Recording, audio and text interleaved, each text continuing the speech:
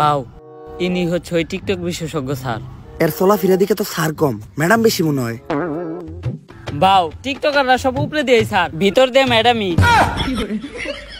এই টিকটক একাডেমির আমি একমাত্র সফল প্রতিষ্ঠাতা ডিজে ঝাঁকানাকা রাব্বি।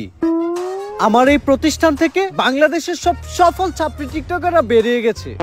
শুধু তাই না, আমিও একজন স্বনামধন্য টিকটকার হিসেবে মিট আপের নামে বাংলাদেশের সব জায়গায় গিয়ে চর থাপ্পড় লাত্তি গোতা গিয়ে পুরস্কৃত হয়েছি। এই এদিকে আসো। এই যে আমার এক স্টুডেন্ট আজকে আমাদেরই প্রতিষ্ঠান থেকে টিকটকের পড়ালেখা শেষ করে ছাত্রীর সার্টিফিকেট নিয়ে বের হয়ে যাচ্ছে। ভবিষ্যতে ওই বাংলাদেশের টিকটকে রাজ করবে। টিকটকে রাজ করব? কিন্তু ভাই কেমনে আপনি টিকটকে রাজ করবেন?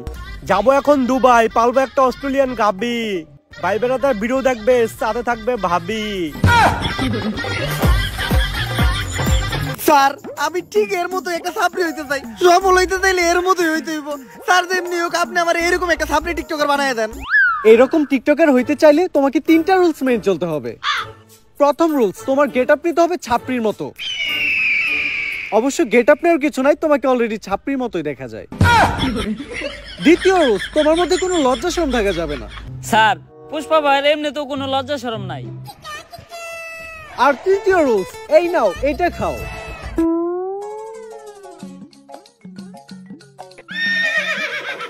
এটা কি স্যার? আরে এটা তো গন্ডারের মুখ।